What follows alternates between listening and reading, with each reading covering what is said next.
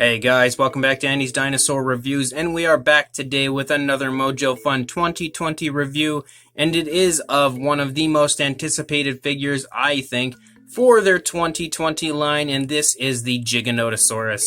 Another very cool Giganotosaurus released from Mojo Fun. This is their newest version, which actually does look kind of similar as far as the pose and everything that it's in comparison to the one that they had released previously. I think it was about 2 years ago. They had released a really cool looking Giganotosaurus, but they had an issue kind of when it comes to the factory paint not matching up to the prototype pretty much at all. It ended up being much brighter and everything. So they have gone the route of correcting that with this newest version, but I really feel like they could have probably just used the same sculpt and repainted that one and given us a really cool Giganotosaurus with a much more accurate to the prototype paint job.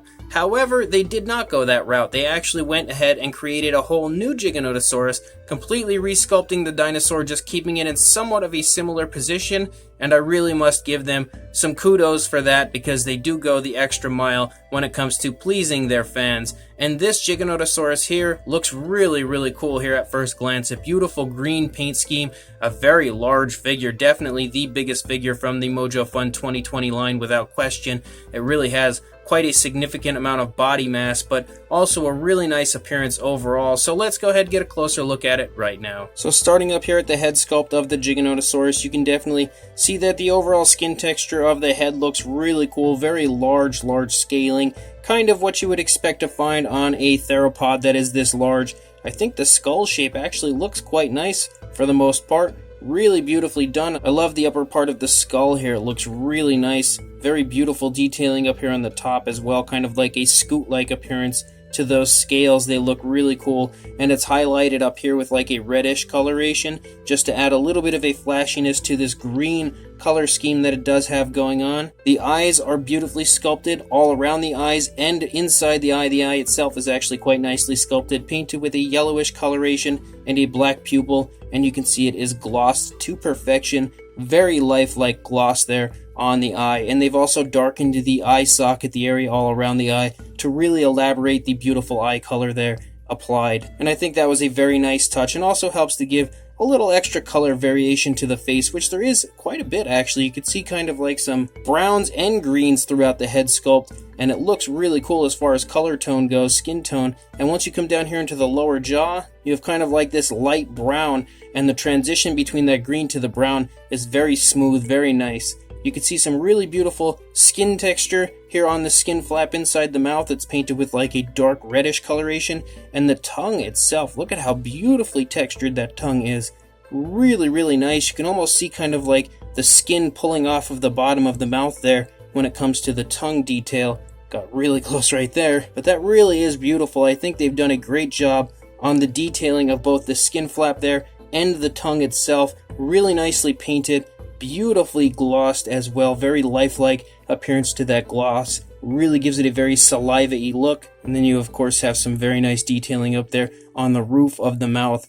Beautifully done all over. You've got some really nicely sculpted out teeth, which for the most part appear to be painted pretty nicely. There's a little sloppiness here and there, but I don't think it's really anything distracting, anything bad. They really do actually look quite nice for the most part, so good job in that area as well. You've got the nostrils sculpted out up here, and then as we move back here into the neck area, you can start to see lots of wrinkling of the skin going on, kind of showing some of the movement of the Giganotosaurus, and you also pick up some very nice osteoderms that run all over the dinosaur, along with some beautiful ridges that run along the spinal column, giving it an extremely nice and somewhat flashy appearance, but again with really dark naturalistic tones of color. As we lead down here into the shoulder area, you can pick up on the shoulder blade a little bit there. We come down into the very nicely sculpted out arms. You can get a sense of the musculature and everything as we come down into the hands. The nails are painted quite nicely with like a light brown, but you can see there's like kind of like a light brown near the fingertips, and then it transitions to like this light coloration. It's like a white, and I really think that is a very cool choice as far as how they painted the nails. It helps to give it a really nice lifelike appearance as far as color tones even on the nails. Same deal on the feet. They've done that to the toe claws as well. As far as skin tone goes, you can really see some beautiful skin tone. There's areas that look like a really dark green, almost like a black that kind of leaks through all over the animal, and it helps to give it a very realistic, very lifelike appearance as far as skin tone goes. You can also see some alternate variations of like brown included here that transition to a light brown here in the throat, so I really think that Mojo has done a good job on the paint application of this. Also up here there's nice black that runs along the entire spinal column of the dinosaur. Once you get down here into the leg, you can beautifully see the skin reacting right there to the leg pushing into the body, scrunching that skin up, really nicely wrinkling it all over the place. You come back here, you can see the hip bone there a little bit. Once you get down into the thigh is absolutely massive and extremely muscular. It's very nicely defined as far as the muscle tone goes, with a nice darkish coloration within the musculature of the thigh. And then once we come down here, you can see how incredibly large and bulging that calf muscle is. It is ridiculously huge, but you would expect a Giganotosaurus to be in really good shape. And you can also see some really nice browns kind of coming into the body here, some very nice color variation as it transitions to this light brown here on the underside, almost like a khaki color. But you can also see some areas of like that brown creeping through. Really beautiful paint application. And then you come down into the foot. I think the foot looks pretty good, but it doesn't look as good as, say, the Tyrannosaurus Rex foot looked. It's decent, but I think it's probably the weakest part of the figure. But that is not to say it's bad by any means, and I really love the nails, actually, and the way they've painted them again with that kind of brownish coloration. It's like an orangish brown. Closer to the toes, the transition out to this very nice light white, a very realistic coloration for the nails, and they have a nice gloss to them as well. They look very realistic in person.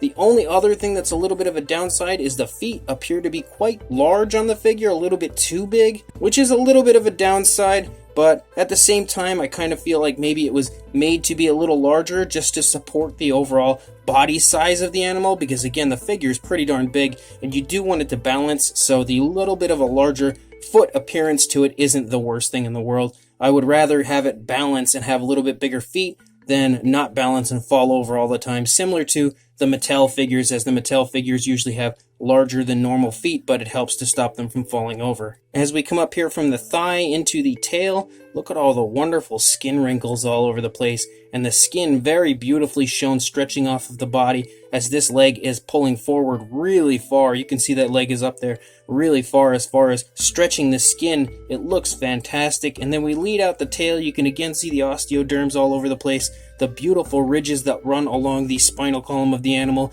They kind of taper off as we lead out into the tail, and it looks really cool. Beautiful greens used, really nicely done scale work all over the place, and the underside of the tail looks great as well with that very nice light kind of a khaki-ish brown. Beautiful detailing on the underside of the figure in general. Looking at the opposing side, again, the head sculpt looks really good. The eyes appear to be painted really nicely once again. As you lead back here into the neck, you can again see some of the creases and skin folding going on there in the neck. The very nice osteoderm appearance that runs along the dinosaur. It's really abundant up here in the neck, and then kind of forks off once you get down here into the body, and then the osteoderms kind of show up randomly throughout the body, but it does look really cool for sure. I actually quite like the sculpt of this figure. You can again see the shoulder blade there as we come down into the arms and hands. They look pretty good there. Beautiful color variation. You've got those really cool painted nails, and then you've also got an elbow sculpted out back there on the rear of the arm. Very nice skin tones once again all over the animal. You can see variations of green and like that dark black throughout. It looks really cool. I really do quite like the paint application of this figure and how they've given it tones of color throughout very realistically. You can again pick up on some skin folding going on there. The skin stretching here off of the leg quite beautifully as well. You can again see the very nice muscle tone on the thigh of the animal as we come down here, and really cool attention to detail on the part of Mojo Fun, as you can see that this calf here isn't quite near as flexed as you see over here. Look at how bulging that calf is. If I actually turn it around completely, you can see that this calf is extremely flexed, and that is due to the fact that this foot would be pretty much holding up the weight of the dinosaur, as this foot would be lifting up off the ground. And you can see in the calf, this calf isn't quite as flexed as you see on the other side. It's not as defined because there wouldn't be too much weight going off of this leg, as this leg would probably be about to pick up off the ground. So really cool attention to detail on the part of Mojo Fun. And there you've got the really nice foot sculpt over here. Beautifully painted nails once again. Very, very lifelike appearance to the nails. Unfortunately, they actually did not paint the dew claw, which is a little bit sad. I definitely get a little sad when I see that on figures where they somehow forget about the dew claw. But aside from the dew claw not being painted, I think for the most part the paint application on this is really nicely done. And again, once you come up here into the tail, you can see some very nice skin wrinkling, skin folding, lots of creases in the skin and those beautiful osteoderms. As we run out the length of the tail, the skin texture looks great. Once again, very nice ridges that run along the spinal column.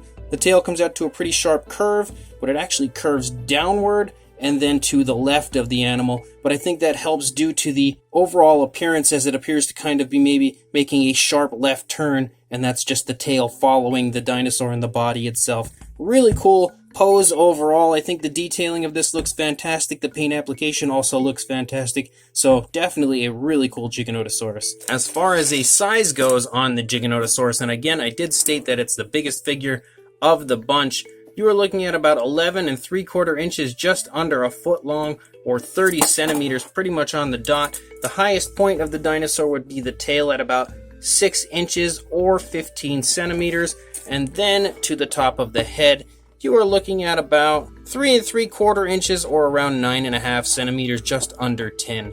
For a size comparison, there is Mr. Papo T-Rex, Robert Muldoon, and the Attack Pack Colovosaurus, helping to give us a good idea of the fact that this Giganotosaurus does have some pretty immense size to it. It's really impressively sized in person. You'll definitely be quite blown away by the overall size and girth of this Giganotosaurus, and hopefully these figures next to it helps to show you that. So this Giganotosaurus from Mojo Fun is really quite nice. I was actually quite a big fan of the initial Giganotosaurus from a few years ago. I did quite like that one, but again, the paint, as far as the tones used, were definitely off in comparison to what you saw on the promo images, so it did take it down a few notches as far as the overall beauty of the figure, but I really did still quite like it, and I definitely like the sculpt. But this one, I feel like, picks up on everything that the previous Giganotosaurus lacked when it comes to the paint application and the sculpt overall. I feel like the sculpt is really nicely done.